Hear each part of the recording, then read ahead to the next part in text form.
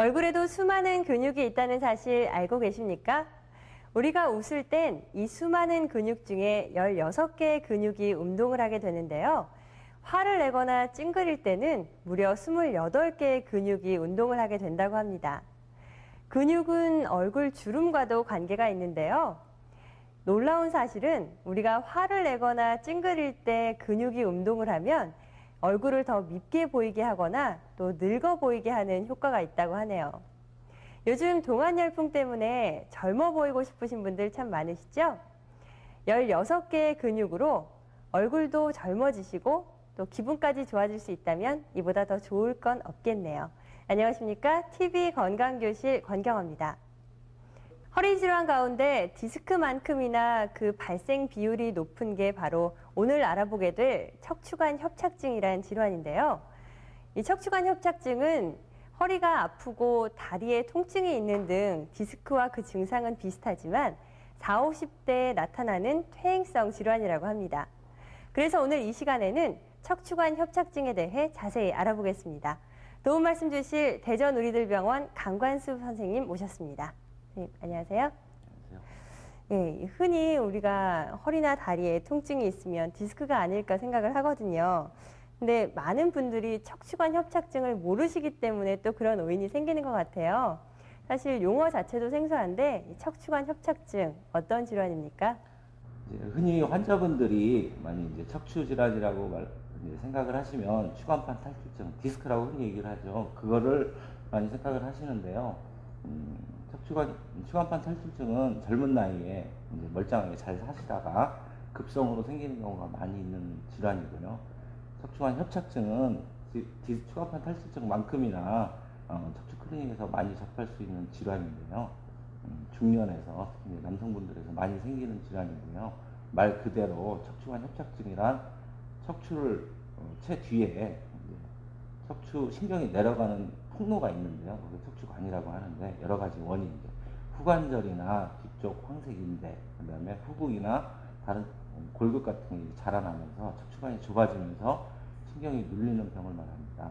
신경이 눌리게 되면 혈류장애나 그다음에 뇌척수액의 순환장애, 여러 가지 원인 등에 의해서 신경에 이제 전기 신호가 바뀌어가지고 요통이나 다리 증상들을 유발하게 되는데요. 생각보다 많이 있습니다. 네, 그렇군요. 사실 척추관 협착증이라는 이 질환은 발생 빈도는 높다고 하시지만 사실 많이들 모르고 계시거든요. 하지만 이 척추에 나타나는 질환 중에서 척추관이 좁아져서 이 허리와 다리에 통증이 나타나는 질환을 말한다고 하셨습니다. 네, 그러면 이 척추관 협착증은 주로 어떤 분들에게 나타나게 됩니까? 그러니까 어떤 분들에게 특별히 나타난다고 얘기는 하기는 굉장히 어려운데요. 추간판 탈출증이 이제 젊은 환자분들이 정상적으로 잘 사시다가 갑자기 이제 허리 통증이나 다리 통증으로 오시는 경우가 많은 반면에 척추관 협착증 같은 경우에는 40세 이후 중년 남자분 환자분들 중에서 평소에 이제 요통이나 다리 통증, 저린 증상이 있으시다가 서서히 진행해서 병원을 찾는 경우가 많이 있습니다. 아, 그렇군요. 이 추간판 탈출증이라고 하는 디스크는 젊은 분들에게도 많이 나타나는 질환이지만 이 척추관 협착증은 이 나이가 좀 있으신 분들에게서 이 허리 통증이 진행이 되면서 나타나는 질환이라고 하네요. 네, 그렇다면 척추관 협착증이 나타나게 되면 보통 어떤 증상들이 있습니까? 추간판 탈출증에서와 같이 이제 보통은 요통이 많고요. 그 다음에 이제 다리 증상. 디스크 질환에서는 다리가 당기거나 아픈 증상이 이제 주 증상인데요. 척추 협착증에서도 마찬가지로 요통이 가장 많이 있고요. 그 다음에 이제 다리가 저리거나 심하면 당기고 오래 걸으면 저린 증상이 나타나는 경우가 있습니다.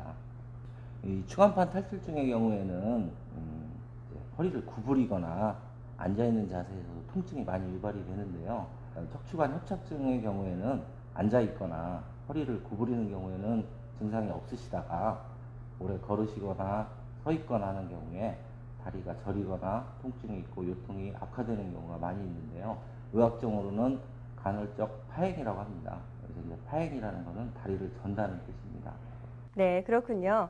이 척추관 협착증이 나타나게 되면 일단은 허리 통증과 다리 통증이 오게 되는데 심한 경우에는 이 발가락 끝까지도 이 증상이 나타나기 때문에 일상생활도 상당히 힘들어지지 않을까 싶네요. 네. 그런데 듣다 보니까요, 증상이 허리 디스크하고 좀 비슷한 것 같아요. 일반인들은 구별하기가 어려울 것 같은데요. 이 척추관 협착증과 디스크를 구별할 수 있는 방법이 있을까요? 환자분의 병력이나 증상들을 자세히 이제 물어보고 저희가 처음에 이 환자분이 어떤 질환일 거라는 걸 예상을 하고 필요한 검사를 하게 되기 때문에 저희가 도움이 되는 방법들이 몇 가지가 있습니다. 그림에서 이제 보시면 첫 번째로 허리 디스크의 경우에는 반드시 누운 자세에서 다리를 쭉 펴고 다리를 저희가 이제 올릴 경우에 60도에서 70도 이내에서 이제 다리가 당기거나 엉덩이부터 이제 아프기 시작하는데요. 그렇게 되면 이제 디스크의 전형적인 증상입니다. 이런 경우에는. 그리고 이제 앞으로 굽히면 신경이 이제 당겨지기 때문에 통증이 더 유발이 되고요. 단단한 침대에서 누워 있는 경우가 편안함을 느껴 하시고요. 환자분들이. 또 이제 앉아 있을 때도 다리가 당겨지는 증상이 많이 있습니다. 근데 이에 반해서 척추 협착증의 경우에는 디스크와 달리 앉아 있을 때는 통증이 없다가 서서 걷거나 이제 오래 서 있게 되면 다리에 통증이 생기고 저려서 이제 앉아 있거나 좀 쉬어야 되는 경우가 많이 있고요. 허리를 굽히면 디스크와 달리 통증이 좀 없어집니다. 디스크에서처럼 누운 자세에서 다리를 쭉 펴고 다리를 들었을 때 디스크에서는 이제 통증이 생겼었는데요. 협착증에서의 경우에는 그런 경우가 드뭅니다. 있는 경우도 있지만요. 그 다음에 이제 푹신푹신한 침대에서 편안한 느낌을 가지시고요. 그렇지만 이제 정확한 진단은 정밀검사, CT나 이제 MRI를 통해서 가능하고요. 그렇다면 이렇게 척추관 협착증이 생기게 되는 원인이 있을 것 같거든요. 저희가 가장 많이 있고 시청자분들이 편하게 이해할 수 있게 크게 세 가지로 이제 말씀을 드리면요. 선천적 원인에 의한 척추관 협착증이 있고요. 두 번째로는 퇴행성 변화에 의한 척추관 협착증. 그다음에 마지막으로 이제 척추 불안정성에 의한 척추관 협착증을 설명을 드려보겠습니다. 첫 번째 이제 선천적 척추관 협착증이라는 것은 말 그대로 태어날 때부터 척추관이 이제 좁아진 환자분들인데요. 대개의 경우에는 이제 젊으신 환자분들이 허리가 아프시다든지 다리가 아파서 혹시 디스크가 아닌가 해서 이제 병원을 찾아서 CT나 MRI 등 정밀 검사를 한 후에 우연히 발견되는 경우가 많이 있고요. 두 번째로 이제 퇴행성 척추관 협착증의 경우에는 이것도 상당히 많은데요. 연세가 드시면서 허리를 지탱하는 이제 근육이 약화가 되면서 그걸 보상하기 위해서 뒤쪽에 있는 이제 후관절, 이제 모형을 보여드리면 이쪽에 보시면 여기가 이제 극돌기고요. 이쪽에 이제 척추를 지지하는 후관절입니다. 이쪽 부위가 두터워지게 됩니다. 그리고 뒤쪽에 있는 황색인대라는 부분이 있는데 여기서 두꺼워지면서 척추관이 서서히 좁아지는 질환입니다. 그렇게 됨으로 인해서 척추관을 지나는 척추신경의 혈류장애, 그 다음에 뇌척수의 순환장애가 발생을 하면서 신경이 이제 영양 공급을 잘 못 받게 되는 거죠. 그래서 흥분하는 상태가 돼서 증상이 야기되는 경우가 많이 있고요. 마지막으로 척추 불안정성에 의한 척추관 협착증이 있는데요. 여기서 말하는 척추의 불안정성이라는 것은 이제 우리 몸을 지탱하는 척추뼈가 있는데요. 이게 이제 기둥 역할을 하는 거죠.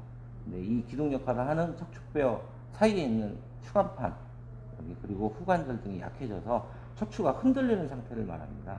척추가 흔들리게 되면 뒤쪽에 있는 이 허리를 안정시키기 위해서 보상작용으로 아까 말씀드린 후관절이나 이쪽 인대, 황색인대나 이런 것들이 두터워지면서 더 좁아져 있는 척추관 협착증을 더 야기하게 되는 거죠. 그럼으로써 원래 있는 퇴행성 척추관 협착증보다 더 큰 병이 생기는 거죠. 사실 이 척추 전방 전이증은 척추관 협착증의 가장 많은 원인이 됩니다. 네, 그렇다면 우리가 이렇게 척추관 협착증이 의심이 되면 병원을 찾게 될 텐데 어떤 과정을 거쳐서 정확하게 진단이 내려지게 됩니까? 전체적으로 이제 환자를 파악을 하는 문진을 먼저 하게 됩니다. 그 다음에는 이제 저희가 이제 손으로 만져보는 이학적 검사라는 게 있는데요. 이학적 검사라는 거는 아까 디스크에서 마찬가지로 환자분을 눕혀놓고 다리를 쭉 편 상태에서 다리를 들어 올려봐서 이 환자분이 다리가 이제 저린다든지